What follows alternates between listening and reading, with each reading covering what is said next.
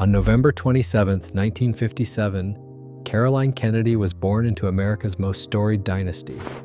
Her childhood unfolded inside the White House, adored by millions, yet watched by an unblinking nation. Just days before her 6th birthday, she became the world symbol of sudden, unimaginable loss. History turned privilege into a lifelong burden.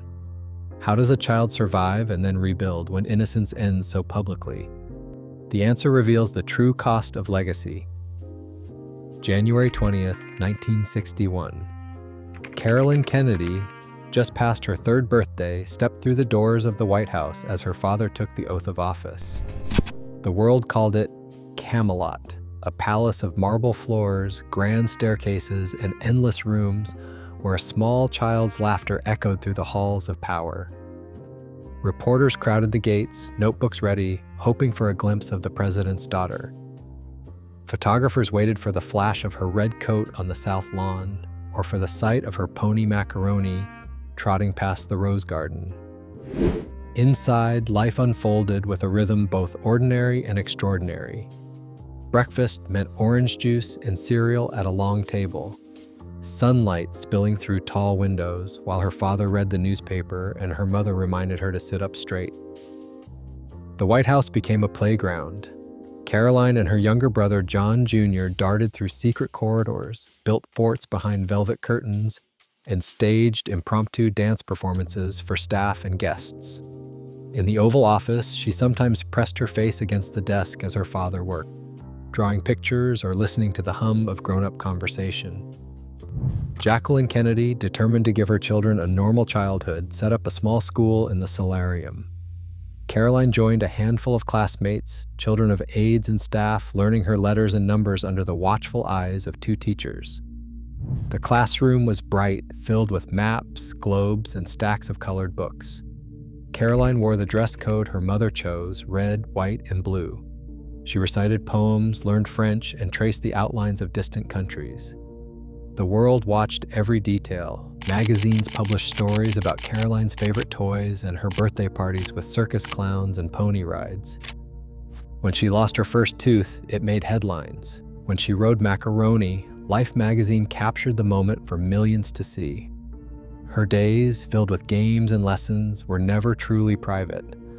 Every smile, every stumble became part of the public record. Yet within those walls, the Kennedy family carved out moments of quiet. Evenings brought bedtime stories, tales of King Arthur and brave knights, read aloud by Jacqueline in a gentle voice. After dinner, Caroline and John Jr. played in their pajamas while their parents talked softly by the fire. The sense of safety was real, but fragile. Visitors came and went. The press never stopped waiting. Still, for a few years, childhood in the White House meant wonder, possibility, and the illusion that the world could be both grand and safe. In those early days, Caroline Kennedy lived a life few could imagine, a child at the center of history, cherished by her family, adored by a nation, and watched by the world. Every moment glowed with promise, untouched by the storms that would follow. On November 22, 1963, the world stopped as news spread from Dallas. At the White House, the mood shifted in an instant from routine to rupture. Caroline Kennedy, 5 years old, was shielded from the chaos that swept the nation, yet her childhood changed in that single afternoon. The president was gone, the country entered mourning, and a private family loss became a public wound. The days that followed unfolded in a blur of protocol and grief. Caroline and her younger brother, John Jr., were dressed in powder blue coats, their hands clasped tightly in their mother's. The state funeral, held on November 25th, John Jr.'s 3rd birthday, became a tableau of national grief. Images of Caroline walking beside the flag-draped casket, her small face composed beneath a dark headband, were broadcast to millions. The sight of 2 children standing quietly in the shadow of their father's coffin became an emblem of innocence lost. The funeral procession wound through Washington streets, lined with mourners who wept openly. Black horses, the muffled drums, the slow march of soldiers, every detail magnified the sense of tragedy. Caroline's presence, so small amid the sea of uniforms and dignitaries, became a focal point for the nation's sorrow. Photographers captured her clutching her mother's hand, her expression solemn but unreadable. These moments, preserved in black and white, would follow her for decades, replayed in every anniversary broadcast and history book. Inside the cathedral, Caroline and John Jr. sat quietly beside Jacqueline Kennedy. The family's grief played out before the eyes of the world, but the children's silence spoke most loudly. They did not cry, they did not speak. They became symbols, their private mourning transformed into a public ritual. The weight of the country's sadness settled on their small shoulders. After the funeral, the family withdrew from the White House, leaving behind the rooms that had once been filled with laughter and light. The press chronicled every step, from the move to Georgetown to the eventual resettling in New York. Yet it was the images of Caroline at her father's funeral, standing at the center of a nation's heartbreak, that remained etched in public memory. From that moment, Caroline Kennedy was no longer simply a child of privilege or a president's daughter. She became a living symbol of loss, her image woven into the fabric of American mourning. The country projected its grief onto her, and in doing so, fixed her identity in a single, unchanging moment. The story of her life would forever be shadowed by that day, by the photographs, the silence, and the impossible task of growing up as the face of a nation's sorrow. On June 6, 1968, the Kennedy family faced another shattering loss. Robert F. Kennedy, known to Caroline and John Jr. as Uncle Bobby, was killed in Los Angeles while campaigning for the presidency. For Caroline, just 10 years old, the world that had already changed once was fractured again. Robert F. Kennedy had become a constant presence since her father's death, a source of comfort, guidance, and stability for two children whose lives had been upended by violence. His laughter filled summer gatherings, and his encouragement steadied their early years in New York. Now, another pillar was gone. The news swept across the country overnight. Shock turned to mourning as Americans remembered the promise of another Kennedy, cut down in his prime. In the family's New York apartment, Jacqueline Kennedy faced the task of protecting her children from a new wave of public grief. She drew the curtains, shielded the phones, and kept the television off. Reporters crowded the sidewalk below, cameras flashing, waiting for a glimpse of the family's reaction.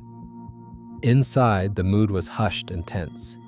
Caroline watched her mother move with quiet determination, setting new boundaries around their lives. For Jacqueline, the loss of her brother-in-law was more than personal sorrow. It brought a chilling sense of exposure. Twice in 5 years, violence had reached into the heart of her family. She confided to friends, "If they are killing Kennedys, then my children are targets. I want to get out of this country." The idea of safety, already fragile, seemed to vanish. The city that once offered anonymity now felt perilous. Every routine, school drop-offs, walks in the park, visits to friends, was reconsidered through the lens of risk. Caroline's world narrowed. Invitations were declined, security tightened. Her days became more structured and her movements more closely watched. The sense of being observed, already familiar, now carried an edge of fear. School became a rare refuge, a place where she could blend in, if only for a few hours.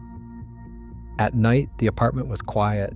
The family retreated to Hyannisport when they could, seeking comfort among relatives and the rhythms of the sea. Robert F. Kennedy's funeral drew crowds along the tracks as his casket traveled from New York to Washington. The country mourned another Kennedy, but for Caroline, the loss was private and raw. The adults spoke in hushed tones, and her mother's resolve grew stronger. The lesson was clear. In a world that could turn dangerous without warning, survival depended on vigilance and control. Childhood, once touched by the promise of Camelot, was now shadowed by the knowledge that safety could never be taken for granted. School became a sanctuary when the outside world felt too uncertain. In September 1964, Caroline Kennedy entered the Sacred Heart School in Manhattan, following a tradition set by generations of Kennedy women. The classrooms were quiet, the teachers strict, and the uniforms a daily reminder of discipline and order. Here, The swirl of cameras and whispers faded, replaced by the steady rhythm of lessons, prayers, and the gentle hush of chalk on slate. Caroline arrived each morning with her mother's encouragement, her hair neatly brushed, her books stacked carefully in her arms. The Sacred Heart's motto, faith, discipline, service, offered structure. At a time when everything else seemed unpredictable, Caroline learned to blend in, to listen more than she spoke, and to find comfort in routine. She excelled in her studies, showing early signs of the diligence that would define her later life. After school, she returned home to an apartment where privacy was guarded fiercely. But at Sacred Heart, she was just another student reciting poetry or memorizing dates from history. As she grew older, Caroline moved on to the Brearley School on the Upper East Side. Brearley's reputation for academic rigor and its close-knit community suited her temperament. She embraced the school's intellectual challenges, joining the yearbook staff and exploring photography. The school's all-girls environment offered a rare freedom from the constant comparisons and expectations that came with her last name. Teachers described her as reserved but attentive, a student who preferred to let her work speak for her. Here, she found friends who valued her for her quiet humor and curiosity, not for the headlines that trailed her family. For her final years of secondary school, Caroline chose Concord Academy in Massachusetts. This was the first time she lived away from her mother, a step toward independence that felt both daunting and necessary. Concord's progressive approach encouraged self-expression and critical thinking. Surrounded by classmates from all walks of life, Caroline learned to navigate new ideas and perspectives without the shield of family or familiar routines. She joined clubs, wrote for the school paper, and walked the tree-lined paths of campus with a growing sense of self. Each school offered its own kind of refuge, but together they shaped a young woman who valued discipline, privacy, and quiet achievement. In classrooms and libraries, far from the glare of the public eye, Caroline Kennedy built the habits of resilience and focus that would carry her into adulthood. Education became her way of reclaiming control, a steady foundation beneath the shifting ground of her family's public life. Radcliffe College, nestled in Cambridge, Massachusetts, has long been a proving ground for bright, ambitious women. In the autumn of 1975, Caroline Kennedy arrived on campus carrying a name that echoed through American history, but determined to be known for her own merit. She chose English literature as her field, immersing herself in poetry, novels, and the study of language's power. Professors described her as thoughtful and diligent, a student who listened more than she spoke, yet whose essays revealed a mind attuned to nuance and complexity. She graduated in 1980, her diploma earned through years of quiet discipline, not celebrity. After Radcliffe, Caroline stepped out of the academic world briefly, working at the Metropolitan Museum of Art. The decision to return to school was her own. She enrolled at Columbia Law School in 1985, joining a class of future attorneys, judges, and public servants. The law library became her sanctuary, a place where her last name mattered less than her ability to parse case law or argue the finer points of constitutional rights. Columbia's curriculum was rigorous, demanding not just intelligence but resilience. Caroline met the challenge head-on, balancing the relentless pace of legal studies with her commitment to privacy. She rarely spoke in class about her family, preferring to let her work stand on its own. In 1988, she earned her Juris Doctor, one of the most respected law degrees in the country. The following year, she passed the New York State Bar exam, joining the ranks of licensed attorneys. Each milestone was the result of steady effort, hours spent reading, writing, and thinking, often late into the night. These achievements were not handed to her. They were claimed through perseverance and intellectual rigor. For Caroline, education was not just a refuge from the public gaze, but a foundation for adulthood. The law, with its emphasis on logic and evidence, appealed to her sense of order in a world that had too often proven unpredictable. By her early 30s, Caroline Kennedy had built a set of credentials that stood apart from her family's legacy. Radcliffe and Columbia were not just names on a resume, but evidence of a mind shaped by discipline and inquiry.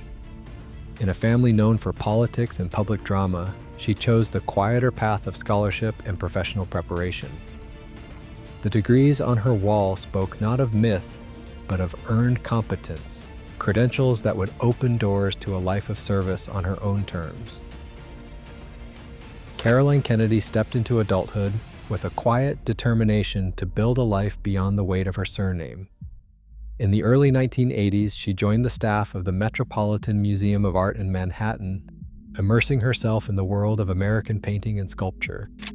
The museum offered a rare kind of sanctuary, a place where her work spoke louder than her lineage. There, among curators and conservators, she met Edwin Schlossberg, an artist and designer known for his innovative approach to museum exhibitions. Their connection grew not through headlines, but through shared conversations about art, literature, and the value of creative work. On July 19, 1986, Caroline and Edwin were married in a small white church in Centerville on Cape Cod. The ceremony was simple, attended by family and close friends. Outside, thousands gathered in the summer heat, hoping for a glimpse of the bride. Caroline wore her mother's veil and carried a bouquet of lilies of the valley. She was 28. Edwin was 41. The press lingered at the edges, but inside the church, the atmosphere was intimate, more about family than spectacle. After the wedding, Caroline chose to keep her own name, a decision that spoke quietly to her sense of self and responsibility to history. The next decade brought a different kind of fulfillment. Caroline and Edwin welcomed 3 children, Rose in 1988, Tatiana in 1990, and Jack in 1993. Each birth was noted in the newspapers, but the details of family life remained closely guarded. Caroline and Edwin raised their children in New York, far from the compounds and cameras that had defined her own upbringing. She read bedtime stories, attended school plays, and found joy in the rhythms of ordinary days. The family's apartment was filled with books, music, and the quiet hum of daily routine. Weekends often meant walks in Central Park or visits to museums, where Caroline could share her love of art and history with her children without fanfare. Privacy was not just a preference, but a necessity, a lesson learned from the relentless attention of her own childhood. Caroline shielded her children from the public gaze, rarely allowing interviews or photographs. She declined invitations that would have thrust her family into the spotlight, choosing instead to nurture a sense of normalcy.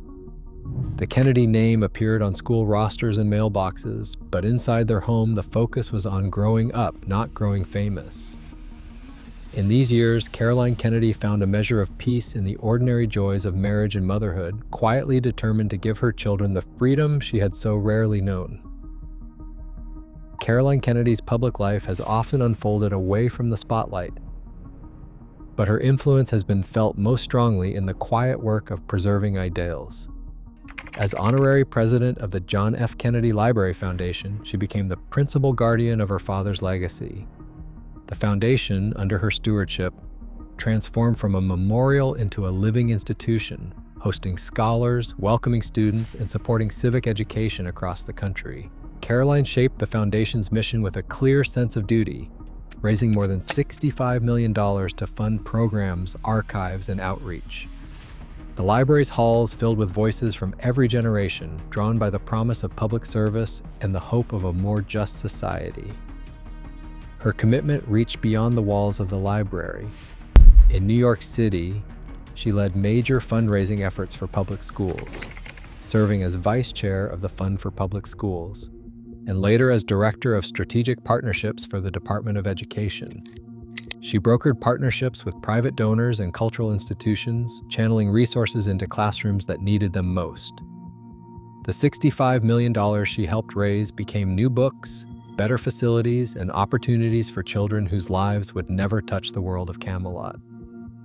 Caroline also created the Profile and Courage Award in 1989, honoring elected officials who risked their careers for the greater good. Inspired by her father's Pulitzer Prize-winning book, the award became a platform to celebrate integrity in American life. Each year, recipients stood before portraits of John F. Kennedy to accept the honor, their stories woven into the fabric of the Kennedy legacy. Through these acts, Caroline defined herself not only as a keeper of memory, but as a builder of civic character. In every role, she chose the slow, deliberate work of institution building over the lure of spectacle. Her leadership was measured, her presence steady. The Kennedy name, so often linked to tragedy, became under her care a symbol of endurance and hope, sustained not by myth, but by the daily labor of education, remembrance, and public service. In 2013, Caroline Kennedy accepted a new calling that would take her far from the familiar corridors of American public life. Sworn in as the United States ambassador to Japan, she became the first woman to hold the post. Arriving in Tokyo, she stepped into a role that demanded both diplomacy and sensitivity, representing her country in one of its most important alliances. The appointment carried echoes of history, her father's legacy shaping the Pacific after World War II, and her own presence now renewing that bond in a new century. During her 4-year tenure, Kennedy navigated the complexities of United States and Japan relations with a steady hand. She attended ceremonies at Hiroshima, standing beside survivors and dignitaries, offering words of reconciliation and hope. Her leadership was visible in moments of tension and cooperation, from negotiations over United States military bases in Okinawa to cultural exchanges that brought American students and artists to Japan. She championed women's empowerment, met with business leaders, and visited schools, quietly building bridges where official statements could not. In 2016, she welcomed President Barack Obama on his historic visit to Hiroshima, a gesture that resonated deeply in both nations. Japanese officials praised her warmth and accessibility, noting her ability to connect through gestures both grand and small. When her ambassadorship ended in 2017, Kennedy returned to private life, but her commitment to public service did not fade. In 2022, she began a new chapter as United States Ambassador to Australia. The posting brought her to Canberra, Sydney, and beyond, as she worked to strengthen alliances in a rapidly changing Asia-Pacific region. She engaged with Australian leaders on security, trade, and climate, drawing on her experience and the quiet authority she had cultivated over decades. Each diplomatic role extended her family's tradition of service onto the world stage, but always in her own measured style, direct, respectful, and attuned to the nuances of history. Across the Pacific, Caroline Kennedy became more than a steward of memory. She emerged as a stateswoman, trusted by allies, respected by counterparts, and recognized for her ability to represent American ideals without spectacle. Her work in Japan and Australia revealed a global dimension to her stewardship, showing that the Kennedy legacy was not bound by borders or myth, but lived on through the daily labor of diplomacy and the pursuit of common ground. In the summer of 1969, a single phrase entered American conversation and refused to leave. After the accident at Chappaquiddick, Senator Ted Kennedy spoke on national television, asking whether some awful curse did actually hang over all the Kennedys. The words echoed across headlines and living rooms, giving shape to something the public already sensed but had never named. From that moment, the idea of family curse became part of the Kennedy story, no longer whispered, but spoken aloud, carried by newspapers, magazines, and evening news anchors. The mechanics behind this myth were neither accidental nor mysterious. The press, always drawn to patterns and symbols, found in the Kennedy tragedies a story that seemed to write itself. Editors pieced together past heartbreaks, plane crashes, assassinations, lost children, into a narrative of fate, not coincidence. In the years following Ted Kennedy's remark, the phrase Kennedy curse appeared with growing regularity, attached to each new misfortune or scandal. What had once been isolated events now appeared as links in a chain, forged by repetition and reinforced by every front-page headline. Public fascination fed the cycle. The Kennedys, with their youth, wealth, and ambition, had long stood as America's unofficial royalty. Their triumphs and losses played out on a national stage, broadcast into homes and discussed at kitchen tables. When tragedy struck, it was not simply a family sorrow, it was a shared national event.